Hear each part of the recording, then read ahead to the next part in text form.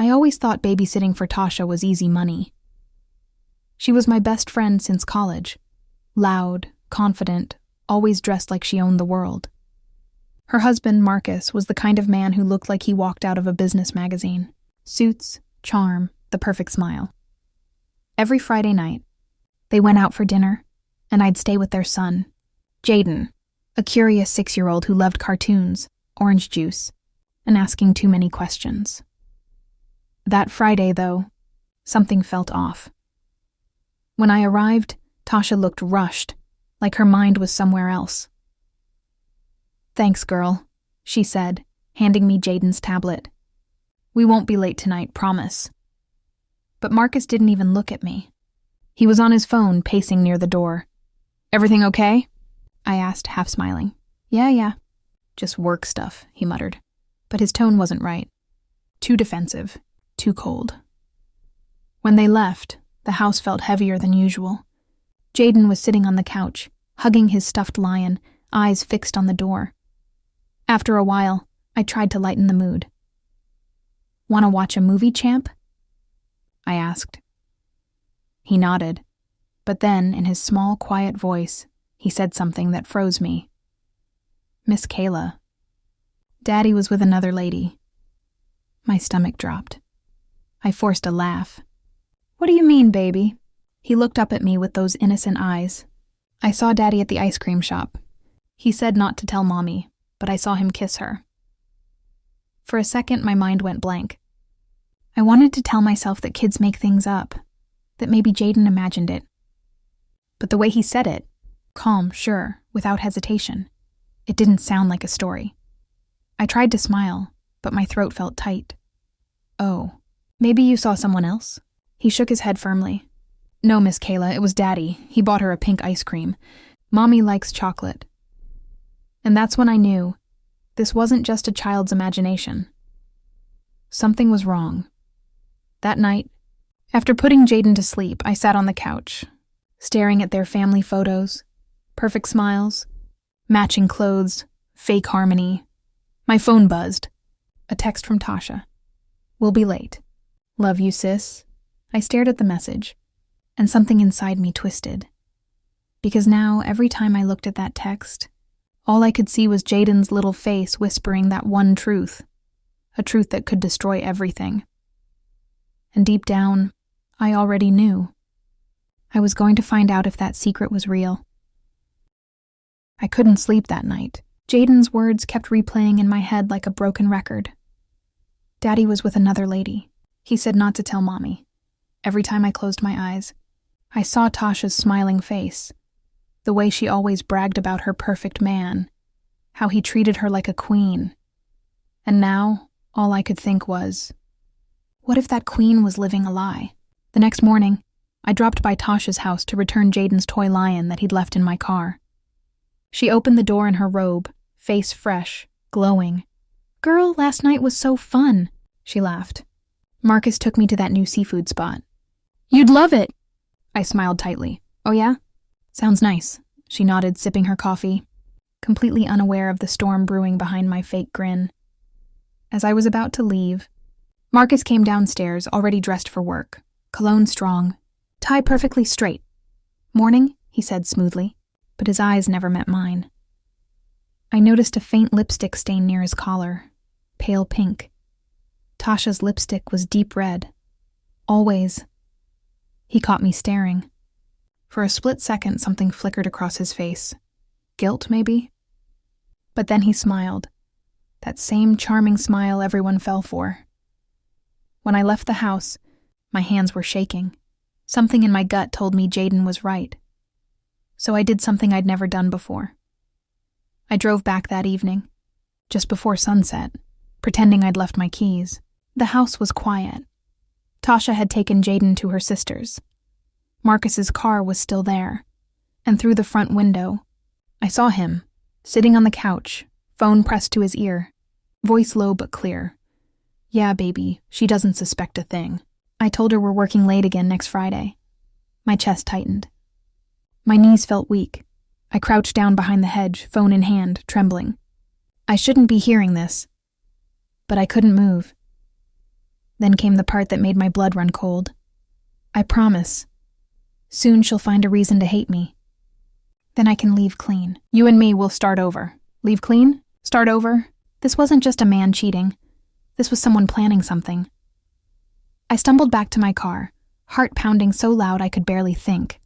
I wanted to run straight to Tasha, tell her everything. But a tiny voice in my head said, "Not yet. I needed proof. Something solid." So, I decided to babysit again that Friday. The night Marcus said he'd be working late. But this time, I wasn't just watching Jaden, I'd be watching him.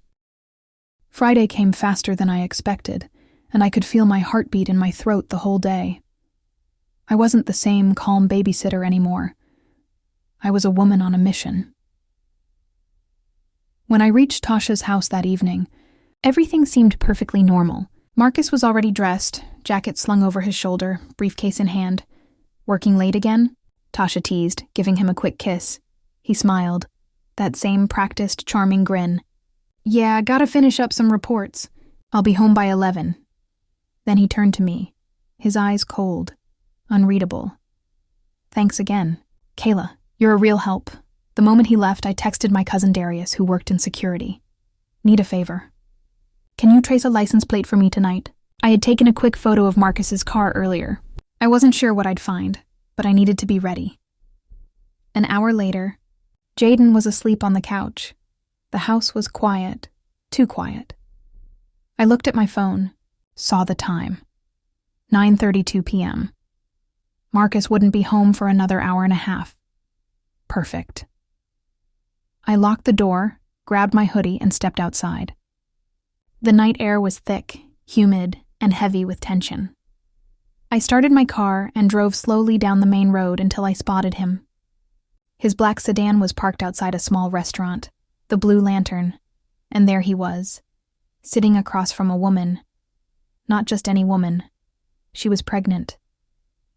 My breath caught. Marcus was laughing, holding her hand across the table, his other hand gently resting on her belly. I snapped a few pictures, my fingers trembling. I wanted to cry, to scream, to run inside and throw the truth in his face, but I couldn't. Not yet. As they left the restaurant, Marcus helped her into the car, then leaned in and kissed her, soft, tender, the kind of kiss that wasn't new. That's when I noticed something on her wrist, a bracelet, the same one Tasha had shown me last month, saying, "Marcus bought this for me from his business trip. One of a kind." My stomach twisted. It wasn't one of a kind. He'd bought two. I followed them quietly as they drove across town. Eventually, they stopped in front of a small, cozy apartment building. He got out first, carrying grocery bags like he lived there. She followed behind, smiling like a woman who thought she had it all. The lights flickered on inside. I could see them through the window, him sitting on the couch, her laying her head on his shoulder. That's when Darius's message came through. "Got info. Car registered to Marcus Williams. Second address under same name. Apartment 204, Brookview." So it was true. He wasn't just cheating. He had a second home, a second life. My hands went cold on the steering wheel. I felt dizzy. Not just from anger, but from heartbreak for Tasha. When I returned home, Tasha was asleep on the couch, Jaden's blanket draped over her legs. She looked so peaceful, so unaware. I stood there in silence, tears stinging my eyes, because now I had to make a choice. Tell her, and destroy her world, or stay silent, and live with the guilt of knowing. And deep down, I knew what I had to do. Tomorrow, everything would change. I barely slept that night. Every time I closed my eyes, I saw Marcus's hand on that woman's belly, his lips whispering lies while Tasha dreamed beside her son. By sunrise, I'd already made up my mind. I couldn't stay silent anymore. When I arrived at Tasha's house that morning, she was in the kitchen making pancakes, humming to some old Beyoncé song. She smiled when she saw me. "You look tired, girl. Late night?" I swallowed hard. "Yeah, something like that." She laughed, pouring syrup on Jaden's plate. "You need a vacation." Maybe Marcus can get us one of those beach deals again. He's been working too hard. Those words cut deep. Working too hard. Yeah, working on his other life. I sat at the counter, hands gripping my coffee cup so tight my knuckles went white. Tasha, I said quietly, can we talk for a minute? Alone? She looked surprised but nodded, wiping her hands on a towel. We went into the living room, and I took a deep breath. What's going on? She asked, concern in her eyes. I hesitated, my throat tight. Before I say anything, just know that I love you, and I would never hurt you. Her smile faded. Kayla, you're scaring me.